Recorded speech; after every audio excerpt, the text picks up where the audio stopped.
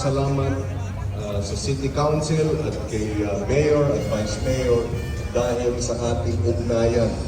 Dahil binili direkta mula sa Nueva Ecija sa Rizal ang 5 toneladang kamatis na galing direkta sa ating mga magsasaka, ilalim ng batas na ating itinasa, yung sakip sa at ipapamahagi sa mga social welfare programs ng inyong lungsod. Salamat ng marami.